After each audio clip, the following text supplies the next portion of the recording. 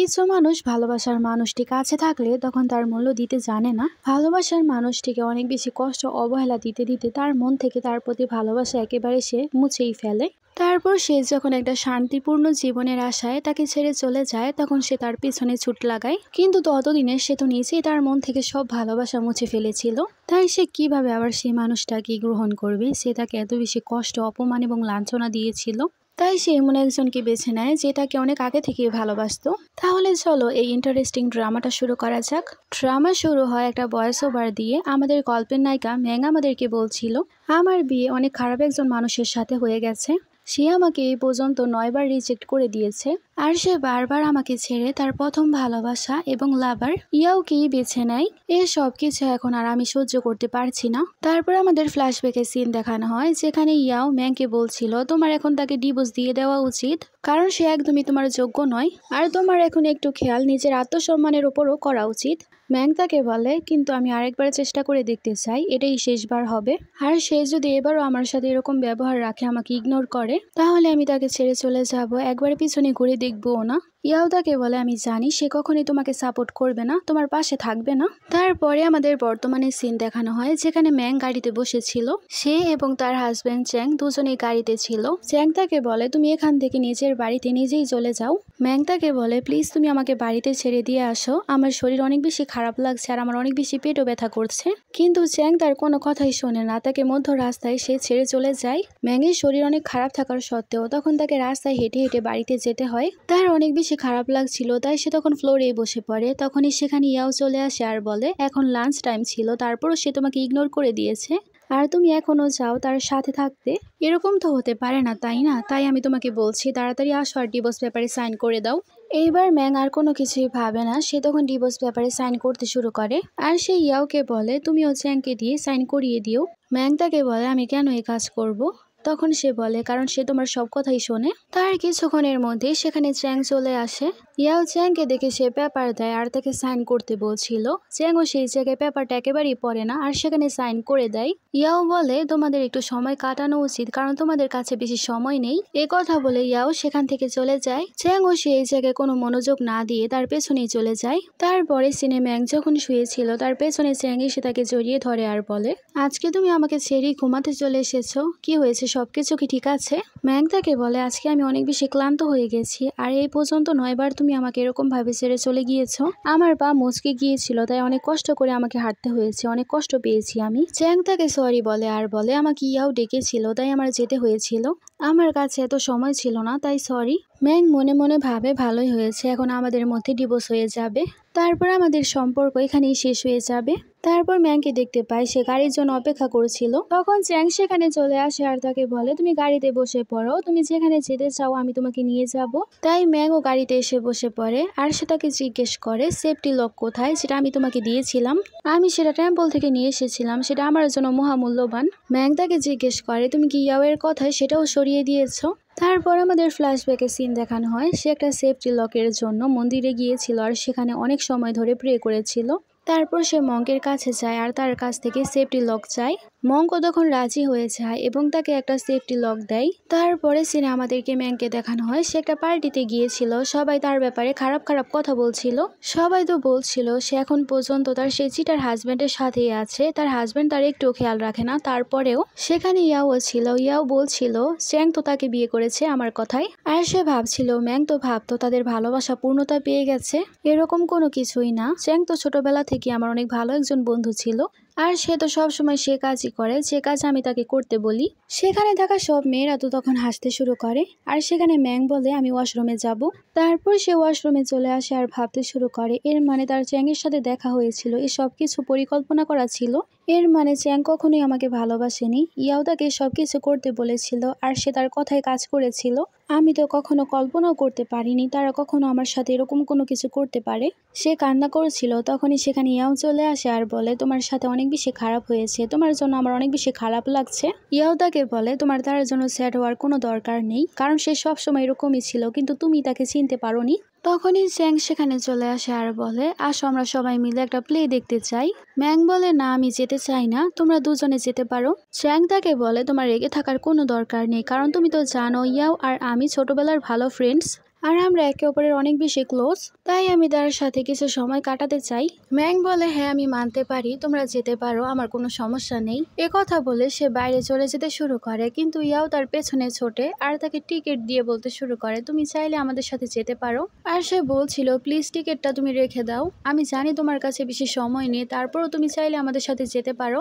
ম্যাং তাকে নিষেধ করে সামনে চলে যেতে শুরু করে, কিন্তু আবারও ইয়াও তাকে থামাতে শুরু করে। কিন্তু তখনই সামনে থেকে একটা গাড়ি আসতে শুরু করে, সেখানে এটা আবার চ্যাং দেখে ফেলে আর সে তাড়াতাড়ি এসে ইয়াওকে প্রোটেক্ট করে, কিন্তু সে গাড়ি ধাক্কা দিয়ে চলে যায় ম্যাংকে। কিন্তু চ্যাংয়ের তো শুধুমাত্র ইয়াওয়ের টেনশনই ছিল, সেখানে ম্যাং এসব কিছু দেখে অজ্ঞান হয়ে যায়। তারপর আমরা ম্যাংকে হসপিটালে দেখতে পাই। তারা যখন জ্ঞান ফিরে সে তার সামনে চ্যাংকে দেখতে পায়। চ্যাং তাকে জিজ্ঞেস করে তুমি কি ঠিক আছো, তোমার এখন কেমন লাগছে? ম্যাং তাকে বলে আমি ঠিক আছি, তোমার টেনশন করার কোনো দরকার নেই। তখনই তার কাছে একটা কল আসে, কল আসা মাত্রই সে তাড়াতাড়ি করে সেখান থেকে চলে যায়। তারপর নার্স এসে ম্যাংকে খাবার দিতে শুরু করে। তারপরে তাকে যখন ডিসচার্জ করা হবে, নার্স এসে তাকে বলে আপনি আপনার হাজবেন্ডকে কল করুন, সে আপনাকে নিয়ে যাবে। তখন ম্যাং তাকে বলে সে আমার হাজবেন্ড না, আর আমি নিজেও এখান থেকে যেতে পারি। তখনই চ্যাং সেখানে চলে আসে আর বলে তুমি এরকম কথা কিভাবে বলতে পারো, তুমি কি জানো তুমি কি কথা বলছো? ইয়াওয়ের সাথে কিছু সমস্যা ছিল তাই আমি সেখানে গিয়েছিলাম, কিন্তু দেখো তাড়াতাড়ি আমি এখানে চলেও এসেছি। ম্যাং ভাবে এখন আমি তোমার এসব কথায় আর কখনোই আসবো না, এবার আমি তোমার কাছ থেকে ডিভোর্স নিয়েই ছাড়বো, যাই হয়ে যাক না কেন। তারপর আমরা দেখতে পাই ম্যাং তার বাড়িতে চলে গিয়েছিল আর সে তার সব জিনিসপত্র প্যাক করতে শুরু করে। আর সে বলে এই বাড়ি এখন থেকে আর আমার না, আমি শুধু এই জায়গা থেকে আমার জিনিসপত্রগুলোই নিয়ে যাব। তখনই সেই জায়গায় কারো কল আসে তার কাছে। ম্যাংকে সে বলতে শুরু করে তাড়াতাড়ি করে ক্লাবে চলে আসো, চ্যাংয়ের সাথে কিছু হয়ে গেছে। তারপর আমরা দেখতে পাই সেখানে ম্যাং চলে গিয়েছিল আর সেখানে কার রেসিং হচ্ছিল। একজন এসে তাকে বলছিল চ্যাংকে থামাও, সে তো কার রেসিং এর ব্যাপারে কোনো কিছুই জানে না, তার কিছু হয়ে যাবে। ম্যাং তখন চ্যাংকে দেখতে শুরু করে আর ভাবে যাই হয়ে যাক না কেন আমি চ্যাংকে আমার সামনে মূর্তি তো দেখতে পারবো না। তারপর সে ফোনে কাউকে কল করতে শুরু করে, তখনই সেই জায়গায় ইয়াও চলে আসে আর তাকে থামায়। আর সে ম্যাংকে বলে তুমি কেন তার জন্য এরকম করছো, সে তোমার জন্য কোনো কিছুই করবে না, সে তোমাকে বারবার ছেড়ে দিয়েছে শুধুমাত্র আমাকে বাছাই করার জন্য, সে তোমাকে একদমই ভালোবাসে না, তাহলে তুমি কেন তার জন্য এত বেশি চিন্তা করছো? এটা তার নিজের জীবন, তার যা ইচ্ছা সে তাই করতে পারে, তুমি কেউ হও না তাকে কোনো কাজে থামানোর। কিন্তু একটা কাজ করা চাই, তুমি এখন চ্যাংকে ফোন করো আর বলো তোমার অ্যাক্সিডেন্ট হয়ে গেছে, তারপর দেখা যাবে সে তোমাকে বাঁচাতে আসে কিনা। তার কথা শুনে ম্যাং তখন তাকে কল করতে শুরু করে। চ্যাং কল ধরে বলতে শুরু করে আমি এখন একটা মিটিংয়ে আছি, আমার কাছে সময় নেই, বাড়িতে এসে তারপর কথা বলবো। ম্যাং তখন ইয়াওকে দেখে বলতে শুরু করে তুমি এবারও জিতে গেলে, এখন আমার কোনো কিছুই যায় আসে না, তার কিছু হোক বা না হোক। তারপর কার রেসিংও শুরু হয়ে যায়, দুইজন খুব ভালোই খেলছিল, কিন্তু শেষমেশ চ্যাং জিতে যায়। তাই তাড়াতাড়ি করে ইয়াও তার কাছে চলে আসে, তখন চ্যাং তাকে জড়িয়ে ধরে। এ সব কিছু দূর থেকে আবার ম্যাং দেখছিল, সেখানে তাকে দেখে মনে মনে ম্যাং ভাবছিল তোমাকে আমি আর কখনোই কোনো সুযোগ দিব না, আমাদের মধ্যে সবকিছুই শেষ, আমি শুধুমাত্র ডিভোর্সের অপেক্ষা করছি। তারপরে সিনে ম্যাং কাউকে কল করে বলছিল আমার জন্য সবকিছুর ব্যবস্থা করে দিও, আমি ফিরে আসতে চাই, এখানে আমি আর থাকতে পারছি না। কথা বলে সে কল কেটে দেয়। তারপর আমাদেরকে লিকে দেখানো হয়, সে বলছিল ভালো হয়েছে ম্যাং, অবশেষে তুমি সবকিছু বুঝতে পেরেছো। কিন্তু চ্যাংয়ের কথা ভাবলে আমার অনেক বেশি রাগ ওঠে। ম্যাংয়ের মতো মেয়ে, যে কিনা অনেক ধনী একজন মেয়ে ছিল, সে তার সকল নাম ডাক ছেড়ে চ্যাংয়ের মতো ছেলেকে বিয়ে করেছে, কিন্তু সে তার কোনো মূল্য দিতেই জানলো না। কিন্তু ম্যাং এখন একেবারে সঠিক সিদ্ধান্ত নিয়েছে, তার এটাই দরকার, সে ফিরে চলে আসবে, এটা আমাদের সবার জন্য অনেক বেশি সঠিক হবে। আর আমি তোমার জন্য অনেক বছর ধরে অপেক্ষা করছি, আর তোমার ফিরে আসা পর্যন্ত আমি অপেক্ষা করতেই থাকবো। তারপরে সিনে আমাদেরকে ম্যাংকে দেখানো হয়, সেখানে চ্যাং তার কাছাকাছি আসার চেষ্টা করছিল, সেখানে ম্যাং ভাবছিল সে কেন তার নকল ভালোবাসা আমাকে দেখাতে আসে, কিন্তু এটাও ভালো ব্যাপার, অবশেষে তার থেকে আমার পিছু সরবে আর কিছুদিনের মধ্যেই। তারপরে সিনে আমরা দেখতে পাই চ্যাং তো সেখানে ম্যাংকে ডেটে নিয়ে গিয়েছিল, তারা দুজনে ভালো সময় কাটায়, কিন্তু ম্যাং ভাবছিল সে হঠাৎ করে বদলে কিভাবে গেল। ততক্ষণ ইয়াও সেখানে চলে আসে আর বলে আমার সারপ্রাইজ কেমন লাগলো, এই সব কিছু আমি প্ল্যান করেছিলাম, আমি জানতাম আজকে তোমাদের অ্যানিভার্সারি, তাই আমি এই সব কিছু ডিসাইড করেছিলাম আর চ্যাংকে বলেছিলাম। চ্যাংও খুশি হয়ে তখন ইয়াওকে দেখতে শুরু করে। এসব কিছু দেখে ম্যাং ভাবছিল এর মানে সবকিছু ইয়াও করেছে। এর মানে এটা তার নতুন ধরন ছিল আমাকে অপমান করার। এইসব ভেবে তার তো অনেক বেশি রাগ উঠছিল। তারপরে সিনে আমরা দেখতে পাই সে তার সব জিনিসগুলো গোছাচ্ছিল, আর চ্যাং আসলে সে তাকে তার জন্মদিনের উপহার দেয়। চ্যাং তাকে বলে এটা তো ঠিক আছে, কিন্তু তুমি আমার জন্মদিনের পার্টিতে যাবে না? আমি জানি তুমি তোমার প্যারেন্টসের সাথে দেখা করতে চাও, কিন্তু আমি চাই তুমি আমার সাথে পার্টিতে যাও। আর তুমি তোমার প্যারেন্টসের সাথে দেখা করার জন্য কালকেও তো যেতে পারো। ততক্ষণে চ্যাং এর কাছে ইয়াও এর কল চলে আসে। ইয়াও তাকে বলে তুমি কখন আসবে? অনেক সময় হয়ে গেছে, তোমার তো এখন চলে আসা উচিত, এখানে সবাই তোমার জন্য অপেক্ষা করছে। তারপর তো কল কেটে দেয়। ম্যাং তখন বলে তুমি যেতে চাইলে যেতে পারো, আমি তোমাকে থামাবো না। চ্যাং তখন আর কোনো কিছুই বলে না, সে কোনো কিছু না বলেই চলে যায়। তারপর ইয়াও আবার ম্যাংকে কল করে আর বলে আমার তোমার জন্য অনেক বেশি খারাপ লাগছে, তুমি চ্যাং এর বার্থডে পার্টিতে আসছো না। যাই হোক আমি তার সাথে অনেক ভালো সময় কাটাবো। এ কথা বলে সে কল কেটে দেয়। তারপর আমরা দেখতে পাই ম্যাং তার সুটকেস নিয়ে সেখান থেকে যেতে শুরু করে আর ভাবে এখন আমি আর কখনো এই জায়গায় ফিরে আসবো না। আর সে তার আংটি খুলতে শুরু করে। এটা তার বিয়ের আংটি ছিল, এটা সে ডাস্টবিনে ফেলে দেয় আর সেখান থেকে চলে যায়। অন্যদিকে আমাদেরকে পার্টি সিন দেখানো হয়, সেখানে চ্যাং চলে গিয়েছিল। সে তার বন্ধুদের সাথে মজা করছিল। তখন ইয়াও অ্যানাউন্সমেন্ট করে যে চ্যাং তার ওয়াইফকে ডিভোর্স দিয়ে দিয়েছে। চ্যাং তো অবাক হয়ে যায় আর বলে আমি কখনো এরকম করতে পারবো না, আমি নিশ্চয়ই এরকম কোনো কিছু করিনি। আর সে তাড়াতাড়ি করে ছুট লাগায় আর সে বাড়িতে চলে যায় আর ভাবে বাড়িটা কেন এত বেশি খালি খালি লাগছে। ততক্ষণে বাড়িতে ম্যাংও চলে এসেছিল। সেখানে সে গিয়ে তাকে জড়িয়ে ধরে আর বলে তুমি এত তাড়াতাড়ি বাড়িতে চলে এসেছো, অনেক অনেক শুক্রিয়া, তুমি আমাকে ছেড়ে যাওনি। ম্যাং তাকে বলে আমি তোমাকে কিভাবে ছেড়ে যেতে পারি। এখানে আমরা জানতে পারি তার ফ্লাইট 3 দিন লেট হয়ে গেছে, তাই সে বাড়িতে ফিরে এসেছে। এখন 3 দিন তাকে নাটক করে থাকতে হবে। সেখানে বর্তমানে ম্যাং ভাবছিল 3 দিন তোমার কাছ থেকে আমি সবকিছু লুকিয়ে রাখবো, যাতে তুমি কোনো কিছুই বুঝতে না পারো আর সমস্যাও করতে না পারো। চ্যাং তাকে বলে এখন থেকে আমি তোমার সাথে অনেক সময় কাটাবো। ম্যাং তাকে বলে কেন? সেখানে তার হাজবেন্ড তাকে বলে কারণ আমি তোমার সাথে কিছু সময় কাটাতে চাই। ম্যাং তখন বলে ঠিক আছে। আর সে ভাবে এতদিন অনেক সহ্য করেছি, 3 দিন আমাকে সহ্য করেই থাকতে হবে। তারপর চ্যাং তো সেই জায়গায় ম্যাংয়ের জন্য অপেক্ষা করেছিল, কারণ তার আজকে মাউন্টেনে চড়বে। কিন্তু সেই জায়গায় ম্যাংয়ের বদলে চলে আসে ইয়াও। তাকে দেখে তো চ্যাংও শকড হয়ে যায়। তারপর রাতের সিন দেখানো হয়। রাতে সেখানে চ্যাং বাড়িতে যায় আর সে তাকে জিজ্ঞেস করে তুমি কেন সেখানে আসোনি। ম্যাং তাকে বলে আমার শরীর ভালো লাগছিল না, তাই আমি ইয়াওকে সেই জায়গায় পাঠিয়ে দিয়েছিলাম। কেন তোমার কি ভালো লাগেনি? আমি তো ভেবেছিলাম এই সারপ্রাইজ তোমার কাছে অনেক বেশি ভালো লাগবে। ম্যাং বলে দেখো আমি কেক বানিয়েছি প্রথমবার শুধুমাত্র নিজের জন্য। তার এই ব্যবহার দেখে চ্যাংয়ের একটুও ভালো লাগে না। তারপর সে বাড়ি চলে যায় আর ড্রিঙ্ক করতে শুরু করে। আর সে ম্যাংয়ের ছবি দেখতে শুরু করে আর বলে জানি না তুমি কেন এত বেশি বদলে গেছো। আগে আমি যখন অনেক বেশি ড্রিঙ্ক করতাম তুমি সেখানে পৌঁছে যেতে আমাকে নেওয়ার জন্য, আর এসে আমাকে ড্রিঙ্ক করতে মানা করতে, কিন্তু তুমি তো আজকে আসলেও না। তোমার কি হয়েছে? এসব কিছু বলছিল আর সে অনেক বেশি ড্রিঙ্ক করছিল। তারপর কিছুক্ষণ পর যখন সবাই চলে যায় সেখানে ইয়াও চলে আসে তাকে নেওয়ার জন্য। আর সে চ্যাংকে বলছিল তাড়াতাড়ি বাড়িতে চলো, কিন্তু চ্যাং তাকে বলে তুমি কেন এখানে? ম্যাং কোথায়? ইয়াও বলে ম্যাং আমাকে পাঠিয়েছে তোমাকে নেওয়ার জন্য, তাই চলো আমার সাথে। চ্যাং তাকে বলতে শুরু করে আমি তোমার সাথে যেতে পারবো না। আর সে নিজেই সেখান থেকে যেতে শুরু করে। তারপর সে যখন বাড়িতে আসে সে তার রুমে গিয়ে ম্যাংকে হাক করে, কিন্তু দেখা যায় সেই মেয়েটা তো ম্যাং ছিল না, সেই মেয়েটা ছিল ইয়াও। ইয়াওকে দেখে তো সে অনেক বেশি শকড হয়ে যায়। চ্যাং তখন ইয়াওকে জিজ্ঞেস করে তুমি এখানে কি করছো? ম্যাং কোথায়? ইয়াও তখন বলে ম্যাং আজকে বাইরে শুয়েছে, আমার বাড়িতে কিছু সমস্যা হয়ে গিয়েছিল তাই আমি এখানে চলে এসেছি। চ্যাং এ কথা শোনার পর তাড়াতাড়ি চলে যায় ম্যাংয়ের কাছে আর দেখতে পায় ম্যাং তো সোফায় ঘুমাচ্ছিল। চ্যাং গিয়ে ম্যাংকে বলতে শুরু করে তুমি কেন তোমার বিছানা অন্য কাউকে দিয়েছো? সেটা তোমার বিছানা, তুমি জানো তো? সেখানে ম্যাং তাকে বলে আমি তো অন্য কাউকে দিইনি, তোমার প্রিয় মানুষকে দিয়েছি। আর এতে আমি কি ভুল করেছি আমার বিছানা অন্য কাউকে দিয়ে? চ্যাং তো বলতে শুরু করে প্লিজ তুমি আমার সাথে এরকম করো না, আমার অনেক বেশি হার্ট হচ্ছে। তারপরে সিনে আমরা দেখতে পাই ইয়াও চ্যাংয়ের কাছে চলে যায় আর বলে আজকে আমরা সবাই হ্যাঙ্গিংয়ে যাব আর আমাদের সাথে ম্যাংও যাবে। চ্যাং যখন শুনতে পায় যে ম্যাংও তাদের সাথে যাবে তখন সেও যাওয়ার জন্য রেডি হয়ে যায়। তারপর তারা সবাই সেখানে চলে যায়। সেখানে তারা অনেক মজা করছিল, কিন্তু আমাদের নায়িকা তাদের কাছ থেকে দূরেই থাকে। ইয়াও তো ম্যাংকে বলতে শুরু করে তুমি আমার আর চ্যাংয়ের একটা ছবি তুলতেই পারো। ম্যাংও তখন ছবি তুলে দিতে শুরু করে। ম্যাং তারপর তাকে ছবি দেখাতে শুরু করে, তখন সে ইচ্ছে করেই তাকে ধাক্কা দিয়ে দেয়। ইয়াও ধাক্কা দিয়ে সেখানে ম্যাংকে ফেলে দেয়, কিন্তু ম্যাংও তখন তাকে ধরেছিল। তারা দুজনেই তখন পর্বতের চূড়ায় ছিল। সেখানে ইয়াও তো বলতে শুরু করে আমাকে বাঁচিয়ে নাও। আর সেখানে চ্যাংকে ম্যাং বলছিল এবার তুমি শুধু একজনকেই বাঁচাতে পারবে, আমাদের দুজনের মধ্যে তোমাকে একজনকেই চুজ করতে হবে। সেখানে চ্যাং তো ফেসে গিয়েছিল, কিন্তু সে এবার ম্যাংকে চুজ করে আর সে ম্যাংকে বাঁচাতে চাইছিল। ম্যাংয়ের দিকে সে হাত বাড়ায়, কিন্তু ম্যাং ভাবতে শুরু করে তুমি 9 দফা আমাকে রিজেক্ট করেছো, তুমি যদি এইবার আমাকে অ্যাকসেপ্টও করো আমি সেই কষ্ট কখনোই বলতে পারবো না। আর এ কথা ভেবে সে তখন চ্যাংয়ের হাত ধরে না, সে নিচে পড়ে যায়। চ্যাং তো সেখানে চিল্লাতে শুরু করে, আর সে তো জানতোই না সে কাকে বাঁচিয়েছে।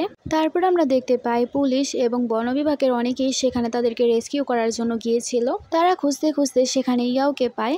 আসলে সে জায়গাটা অত বেশি উঁচুও ছিল না, তাই তাদের তেমন কোনো কিছুই হয়নি। চ্যাং তো সে সময় কাউকেই ধরতে পারেনি, তারা দুজনেই পড়ে গিয়েছিল। আর বর্তমানে চ্যাং ভাবছিল সে হয়তো ম্যাংকে বাঁচিয়েছে, কিন্তু সে গিয়ে দেখতে পায় সে ইয়াওকে বাঁচিয়েছে। তাই সে শকড হয়ে তাকে বলে আমি তো ম্যাংকে বাঁচিয়েছিলাম, তুমি কেন এখানে? অন্যদিকে আমরা দেখতে পাই ম্যাংয়ের কাছে লি চলে গিয়েছিল আর তাকে বলছিল তুমি কি ঠিক আছো, তোমার কি বেশি লেগেছে? ম্যাং বলে না আমি ঠিক আছি, ভালো হয়েছে তুমি ঠিক সময়ে চলে এসেছো। তারপর সে তো যেতে শুরু করে আর সে স্ট্রাকচারের মধ্যে তার আর চ্যাং এর ডিভোর্স এগ্রিমেন্ট রেখে সেখান থেকে চলে যায়। অন্যদিকে চ্যাং ভাবছিল এটা যদি ইয়াও হয় তাহলে তো ম্যাং এখনো সেই জায়গায় আছে। আর সে ম্যাংকে খোঁজার জন্য বেরিয়ে পড়ে আর সে তাড়াতাড়ি করে গাড়ি দিয়ে সেই জায়গায় চলে যায়। আর সে দৌড়াচ্ছিল আর বলছিল ম্যাং এবার আর আমি তোমাকে ছাড়তে পারবো না, তুমি আমার জন্য অনেক বেশি গুরুত্বপূর্ণ হয়ে গেছো। চ্যাং তো ভেবেছিল সেখানে সে ম্যাংকে খুঁজে পাবে, কিন্তু সে যখন খুশি হয়ে সামনে যায় দেখতে পায় সেখানে ডিভোর্স এগ্রিমেন্ট আর ম্যারেজ সার্টিফিকেট ছিল। সে যখন জানতে পারে ম্যাং এবং তার ডিভোর্স হয়ে গেছে তখন তো সে অনেক বেশি শকড হয় আর বুঝতে পারে সেদিন ইয়াও তাকে যে পেপারে সাইন করতে বলেছিল সেটা আসলে ডিভোর্স পেপার ছিল। বর্তমানে সে দেখে বলতে শুরু করে এর মানে সেদিন আমি ডিভোর্স পেপারে সাইন করে দিয়েছিলাম, এর মানে এবার সত্যি সত্যি সে আমাকে ছেড়ে চলে গেছে। আর সে তাড়াতাড়ি করে তার গাড়ির কাছে চলে যায় আর সে ম্যাংয়ের বাড়ির উদ্দেশ্যে বেরিয়ে পড়ে। অন্যদিকে আমরা ম্যাংকে দেখতে পাই সেও বাড়িতে গিয়েছিল তার সব জিনিসপত্র নেওয়ার জন্য। তারপর সে লিয়ের সাথে মিলে তার সবকিছু নিয়ে সেখান থেকে বেরিয়ে পড়ে। তাদের গাড়ি একে অপরের পাশ দিয়ে যায়, কিন্তু তারা কেউই কাউকে দেখতে পায় না। চ্যাং বাড়ির ভেতরে গিয়ে সবকিছু চেক করতে শুরু করে, কিন্তু সে কোনো জায়গায় ম্যাংকে পায় না আর ম্যাংয়ের কোনো জিনিসপত্রও সেখানে ছিল না। অন্যদিকে আমরা ম্যাংকে দেখতে পাই সে তার ফোনও সেখানে ফেলে দিয়েছিল যাতে সে তার সাথে যোগাযোগ করতে না পারে আর কেউ যাতে তার লোকেশনও জানতে না পারে যে সে কোথায় গিয়েছে। তারপরে সিনে আমরা চ্যাংকে দেখতে পাই সে অনেক বেশি ড্রিঙ্ক করছিল। অ্যাসিস্ট্যান্ট এসে বলে আমরা সব জায়গায় খুঁজে দেখেছি কিন্তু ম্যাংয়ের ব্যাপারে কোনো কিছুই জানা যায়নি। সেখানে চ্যাং তাকে বলতে শুরু করে তুমি এখান থেকে চলে যাও, এরকম কোনো খবর নিয়ে আসো যে খবর আমি জানি না আর শুনতে চাই। অ্যাসিস্ট্যান্ট চলে যাওয়ার পর সেই জায়গায় হাউসকিপার চলে আসে আর বলে ম্যাডাম এখন আর এই বাড়িতে থাকে না, এত বড় বাড়ি আমি একলা ম্যানেজ করতে পারবো না, তাই আমিও চলে যাচ্ছি। এ কথা বলে মেয়েও তখন সেখান থেকে যেতে শুরু করে। তারপর সেখানে চলে আসে ইয়াও, কিন্তু সেখানে চ্যাং তার উপর একটুও মনোযোগ দেয় না। ইয়াও তাকে বলে মনে হচ্ছে তুমি আমাকে এখানে দেখে একদমই খুশি হওনি, তোমার কি মনে আছে তুমি বারবার আমাকে বলতে আমি তোমার অনেক ভালো একজন ফ্রেন্ড আর আমার সাথে থাকলে তোমার মন অনেক বেশি ভালো থাকে। চ্যাং তাকে বলে তুমি এসব কথাবার্তা বলো না, আমি এখন এসব কথাবার্তাও বলতে চাই না আর কাউকে দেখতেও চাই না, আমার মুড আজকে একদমই ভালো না, তাই তুমি এখান থেকে চলে যাও। ইয়াও তাকে বলে তুমি শুধুমাত্র এই সব কিছু ম্যাংয়ের কারণে করছো, তুমিও জানো সে হয়তো এখন কোনো ছেলের সাথে আছে আর তার জীবনকে এনজয় করছে, তুমি কেন এই সব কিছু বুঝতে পারছো না, কেন তাকে এত বেশি খোঁজার চেষ্টা করছো। চ্যাং তার অ্যাসিস্ট্যান্টকে ডাকে আর বলে ইয়াওকে তার বাড়িতে ছেড়ে দিয়ে আসো। অ্যাসিস্ট্যান্ট তারপর তাকে নিয়ে সেখান থেকে চলে যায় আর সেখানে চ্যাং নিজে নিজেই বলতে শুরু করে তুমি আমাকে ছেড়ে কোথায় যেতে পারো ম্যাং, তুমি আজ পর্যন্ত কখনোই আমাকে ছেড়ে কোথাও যাওনি, কিন্তু তারপর আমি তোমাকে খুঁজেই ছাড়বো। ম্যাং আর লিকে আমরা দেখতে পাই তারা দুজনেই বাড়িতে ছিল। ম্যাং তো অনেক বেশি খুশি ছিল আর ভাবছিল সে চিটারম্যানের কাছ থেকে আমার পিছু সরেছে। লি তাকে বলতে শুরু করে সব মানুষ একরকম হয় না, তাছাড়া সব পুরুষও একরকম হয় না। এ কথা বলে সে ম্যাংকে ফুল দিতে শুরু করে। ম্যাংও তখন তার কাছ থেকে সে ফুল নিয়ে নেয় আর সে ফুল দেখে অনেক বেশি স্মাইল করছিল। আসলে লি তার ছোটবেলার ফ্রেন্ড ছিল, সে জানে না কিন্তু সে তাকে অনেক আগে থেকেই পছন্দ করে। সেখানে লি তাকে বলে তুমি আমার ফুল নিয়েছো এর মানে তুমি আমার সাথে থাকার জন্য রাজি। ম্যাং তখন তাকে ফুল ছুঁড়ে মারে আর বলে তোমার ভাবনা তোমার কাছেই রাখো, আমি তো এরকম কোনো কিছুই বলিনি। লিও তখন হাসতে শুরু করে। তারপরে সিনে আমরা দেখতে পাই কোম্পানিতে সবাই কথাবার্তা বলছিল অনেকদিন ধরে ম্যাং ম্যাডামকে আমরা দেখতে পাচ্ছি না, কি জানি সে কোথায় চলে গেছে, কারণ সে তো কখনো এরকম ভাবে কোম্পানি ছেড়ে কোথাও যায়নি। হতে পারে চ্যান এবং ম্যাং এর কোনো ঝগড়া হয়েছে। তখনই চ্যাং সেখানে চলে আসে, তারা দুজনেই দাঁড়িয়ে পড়ে। তখন চ্যাং তাদেরকে জিজ্ঞেস করে তোমরা কি জানো এরকম কোনো জায়গার ব্যাপারে যে জায়গায় ম্যাং কোনো সময় যাওয়া আসা করতো বা যায়। এমপ্লয়ি বলতে শুরু করে সে তো আপনার আশেপাশে থাকতেই পছন্দ করতো, তাই সে কখনোই কোনো জায়গায় বেশি একটা ট্রাভেল করতো না। আর আমরা সব সময় তাকে দেখেছি সে কোম্পানি এবং বাড়িতেই সীমাবদ্ধ থাকতো আর কোথাও যেত না। তাদের এসব কথাবার্তা শুনে সেখানে চ্যাংয়ের তো অনেক বেশি খারাপ লাগতে শুরু করে আর সে এখন অনেক বেশি রিগ্রেট ফিল করছিল। এমপ্লয়ি বলে কিন্তু সে একবার মালদ্বীপে যাওয়ার কথা বলেছিল, কিন্তু এখন তো সে কোথাও চলে গেছে, এখন সে কোথায় গেছে না গেছে এই ব্যাপারে আমরা কোনো কিছুই জানি না। তখন অ্যাসিস্ট্যান্ট বলতে শুরু করে আমরা তার কম্পিউটার চেক করে দেখতে পারি, সেখানে আমরা কোনো ইনফরমেশন পেতেও পারি। তাই সেও তাড়াতাড়ি করে কম্পিউটার চেক করার জন্য চলে যায় আর সে ম্যাংয়ের কম্পিউটার ধরে ঘাঁটতে শুরু করে। বারবার সে একটার পর একটা পাসওয়ার্ড দিচ্ছিল কিন্তু সেটা খুলছিল না। সেখানে চ্যাং তো বলতে শুরু করে এখন তো মনে হচ্ছে তোমার কম্পিউটার আমি খুলতে পারবো না, আমি গ্রেপস দিয়ে দেখতে পারি কারণ গ্রেপস তোমার অনেক পছন্দের ফল ছিল। সেখানে এমপ্লয়ি সে বলতে শুরু করে এরকম কখনোই হতে পারে না কারণ সে ফলে তার অ্যালার্জি। চ্যাং তখন আগের কথা ভাবতে শুরু করে একবার সে তার জন্য গ্রাপস কেক নিয়ে এসেছিল আর সেখানে ম্যাং সেটা দেখে মজা করে খেতে শুরু করে। আর সে এখন বুঝতে পারছিল যে সে তার জন্য সেটাও খেয়ে নিয়েছিল কারণ সে তাকে অনেক বেশি ভালোবাসতো। বর্তমানে সে ভাবছিল এর মানে তুমি আমার খুশির জন্য সে কেকও খেয়ে নিয়েছিলে। তারপর সে আরেকটা পাসওয়ার্ড দেয়, পাসওয়ার্ড দেওয়ার পর সেটা খুলে যায়, সেটার মধ্যে ম্যাং অনেকগুলো নোটস লিখেছিল। ম্যাং লিখেছিল যখন আমার আর চ্যাংয়ের বিয়ে হয়েছিল তখন আমি অনেক বেশি খুশি ছিলাম, তারপর সে আমাকে আংটি পরিয়েছিল আর সেই জায়গায় ইয়াও ছিল, কিন্তু তারপর আমি আমার হাজব্যান্ডের সাথে যতই সময় কাটিয়েছিলাম না কেন আমি কখনোই তার জীবনে ছিলামই না। সব সময় সে শুধু ইয়াওকেই সাপোর্ট করতো, কখনোই সে আমাকে দেখেইনি, আমার উপস্থিতি যেন তার সামনে কোনো কিছুই ছিল না। সে আমাকে চিট করছে, এখন থেকে আমি তাকে আর আমাকে চিট করতে দিব না। আমি জানি সে শুরু থেকে শুধুমাত্র ইয়াওকেই পছন্দ করত, তার জীবনে আমার উপস্থিতি কখনো ছিলই না, কিন্তু তারপরও চ্যাং আমাকে বিয়ে করেছিল শুধুমাত্র ইয়াওয়ের কথাই। বর্তমানে চ্যাং বলতে শুরু করে এর মানে শুরু থেকে তুমি সবকিছুই জানতে, কিন্তু তুমি কখনোই আমাকে বুঝতে দাওনি যে তুমি সবকিছুই জানো। অ্যাসিস্ট্যান্ট বলতে শুরু করে শুধুমাত্র ম্যাংয়ের ছবি ছাড়া এটার মধ্যে আর কোনো কিছুই নেই, হতে পারে সে আগে থেকে সবকিছু ডিলিট করে দিয়েছে। চ্যাং ভাবতে শুরু করে তুমি শুধুমাত্র এটার মধ্যে তোমার ছবি রেখে গেছো, যেটা দেখার পর আমার অনেক বেশি খারাপ লাগছে। এসব দেখার পর আমার বারবার শুধুমাত্র রিগ্রেট ফিলই হচ্ছে। অন্যদিকে ইয়াও যখন দেখতে পায় যে সে ম্যাংয়ের কম্পিউটার দিয়ে সব কিছু করছে তখন সে ভাবতে শুরু করে চ্যাং তুমি আমার সাথে এরকম করতে পারো না, তুমি এখনো তাকে খোঁজার চেষ্টা করছো আর তার কথাই ভাবছো। আমি এই সব কিছু একেবারেই সহ্য করতে পারবো না, আমি তোমাকে সব কিছু থেকে দূরে করেই ছাড়বো, আমি তোমাকে এরকম একটা অবস্থানে নিয়ে যাব তুমি শুধু আমার কথাই ভাববে আর ম্যাংকে ভুলে যাবে। অন্যদিকে আমরা ম্যাংকে দেখতে পাই সে তো লিয়ের কোম্পানিতে কাজ করছিল, সবাই তার অনেক বেশি প্রশংসা করছিল কারণ তার কাজ অনেক বেশি ভালো হচ্ছিল। কিছুক্ষণের মধ্যে লিও সেখানে চলে আসে আর বলে তুমি আসার পরপরই আমাদের এই জায়গার শেয়ার 10% বেশি বৃদ্ধি পেয়ে গেছে, তোমার কাজের কারণে যে আমাদের এত বেশি লাভ হবে আমি ভাবতেও পারিনি, তুমি তো আমাদের জন্য একটা লাকি স্টার, তুমি তো অনেক বেশি সিনসিয়ার হয়ে কাজ করছো, তাই তুমি যা বলবে এখন থেকে আমাদের তাই করতে হবে। ম্যাং তাকে বলে ঠিক আছে আমি পরে সিদ্ধান্ত নিয়ে তারপর তোমাকে জানাবো, তারপরে আমরা মিলে ডিসাইড করব আমাদের কোম্পানিতে কি করা উচিত। তারপর লিও সেখান থেকে চলে যায়। কিছুক্ষণ পর সেখানে ইয়াও চলে আসে। ইয়াও তাকে বলতে শুরু করে তুমি তো এই জায়গায় অনেক ভালো কাজ করছো, সবাই তোমার প্রশংসা করছে, কিন্তু সেই জায়গায় তো চ্যাং তোমাকে ভুলতেই পারছে না, তুমি কেন তাকে সম্পূর্ণভাবে ছেড়ে দিচ্ছ না? সেখানে ম্যাং তাকে হেসে বলে আমি তো তাকে ছেড়েই দিয়েছি, তাকে এরকম ভাবে ছাড়া কি আমার যথেষ্ট ছিল না? ইয়াও তাকে বলে সে এখনো তোমার ব্যাপারই কথা বলে, তোমার ব্যাপারই ভাবে আর সে তোমাকে ভুলতেই পারছে না, তুমি কি জানো এই সব কিছু দেখে আমার কত বেশি রাগ ওঠে, আমি চাই তুমি তার জীবন থেকে অনেক বেশি দূরে চলে যাও। ম্যাং তাকে বলে তুমি শুধু এই জিনিসটা দেখছো সে আমাকে মিস করছে, সে আমার ব্যাপারে কথা বলছে, কিন্তু তুমি এটা দেখছো না যে আমি তার সাথে এত বছর কি করেছি।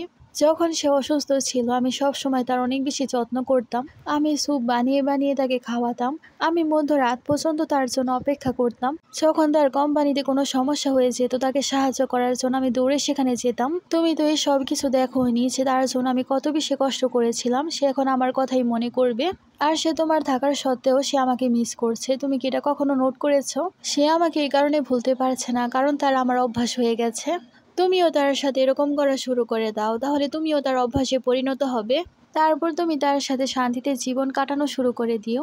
এসব শুনে তো সেখানে ইয়াও অনেক বেশি রেগে যায়। ইয়াও তাকে বলে তুমি আমার সাথে এরকম করতে পারো না, তুমি তো জানো সে আমার কথাই তোমাকে বিয়ে করেছিল, তাহলে সে কিভাবে তোমার কথায় আসতে পারে? আর তার কিভাবে তোমার অভ্যাস হতে পারে, কারণ তুমি যখন ছিলে সে তার সব মনোযোগ তো আমার উপরেই দিত। আমি শুধু চাই তুমি শুধু চ্যাংকে বলে দাও তুমি তাকে আর ভালোবাসো না, যাতে সে আমার কাছে ফিরে আসতে পারে।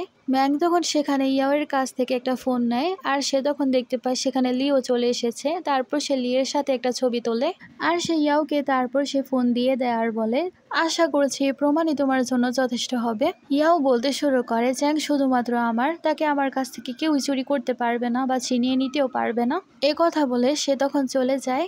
অন্যদিকে চ্যাং তো অনেক বেশি টেনশনে ছিল। তখনই সেই জায়গায় ইয়াও চলে আসে আর তাকে সেই ছবি দেখাতে শুরু করে। ইয়াও তো চ্যাংকে বলতে শুরু করে, তুমি দেখে নাও যে মেয়ের কারণে তুমি এত বেশি পাগল হচ্ছ, সে মেয়ে অন্য আরেকটা ভালোবাসাও খুঁজে নিয়েছে। কিন্তু চ্যাং তো বলতে শুরু করে, আমি এসব বিশ্বাস করি না। কিন্তু সে বলে, প্রমাণ তোমার সামনেই আছে, দেখো।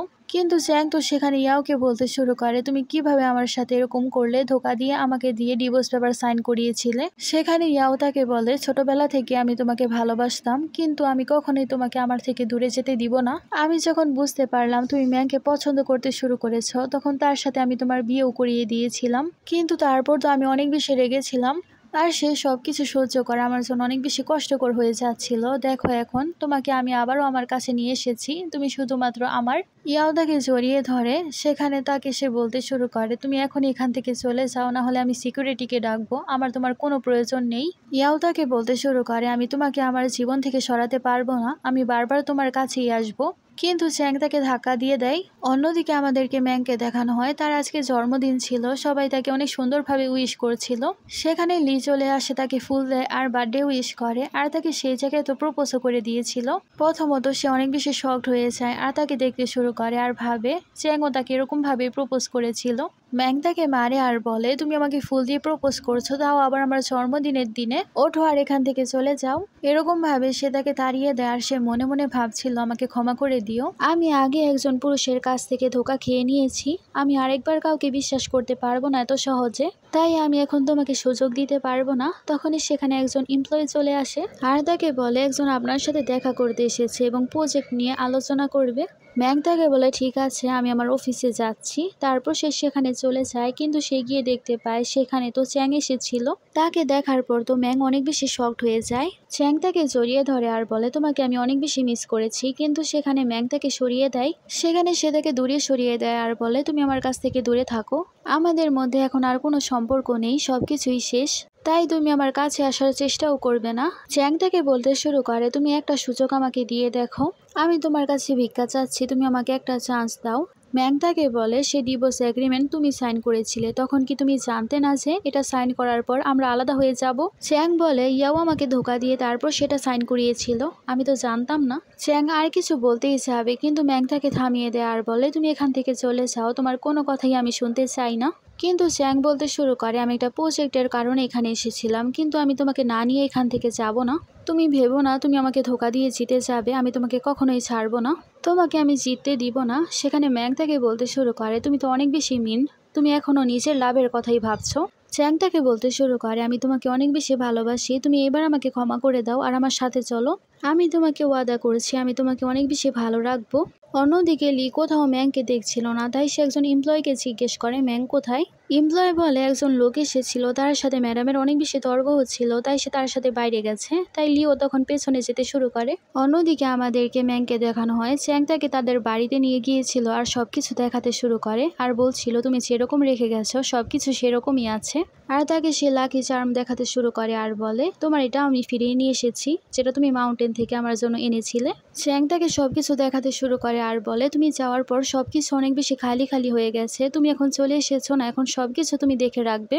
ম্যাং তাকে বলতে শুরু করে, তুমি এই জায়গার সব ভালো মেমোরিগুলোকে দেখছো, খারাপ মেমোরিগুলোকে দেখছো না, প্রত্যেকটা জায়গায় শুধুমাত্র আমার কষ্টই লেখা আছে, কষ্টই দেখা যাচ্ছে, তুমি কল্পনাও করতে পারবে না তুমি কত বেশি কষ্ট আমাকে দিয়েছো। সেই জায়গায় চ্যানের কথা সে শুনতে চাইছিল না। চ্যান তখন তার উপর জোরাজোরি করতে শুরু করে। লি তখনই সেখানে চলে আসে আর সে তখন তাকে মারতে শুরু করে আর তাকে হুমকি দিয়ে বলে, এটাই যেন শেষবার হয়, আর কখনোই যাতে আমি তোমাকে ম্যাংকে জোরাজোরি করতে না দেখি। তারপর আমরা দেখতে পাই লি তো ম্যাংকে নিয়ে সেখান থেকে চলে যেতে শুরু করে। চ্যাং দূর থেকে সবকিছুই দেখছিল আর ভাবছিল, এবার আমি তোমাকে আমার কাছ থেকে দূরে যেতে দিব না, যেভাবেই হোক আমি তোমাকে ফিরিয়ে আনবো। তারপরে সিনে আমরা ম্যাংকে দেখতে পাই ম্যাংয়ের কাছে লি চলে আসে আর বলে, আমি জানি তুমি তো খাবারও খাওনি, তাই আমি তোমার কাছে তাড়াতাড়ি করে খাবার নিয়ে চলে এসেছি, তাড়াতাড়ি আসো আর খাবার খাও। লিকে দেখলেই আসলে বোঝা যেত সে ম্যাংকে কত বেশি ভালোবাসে।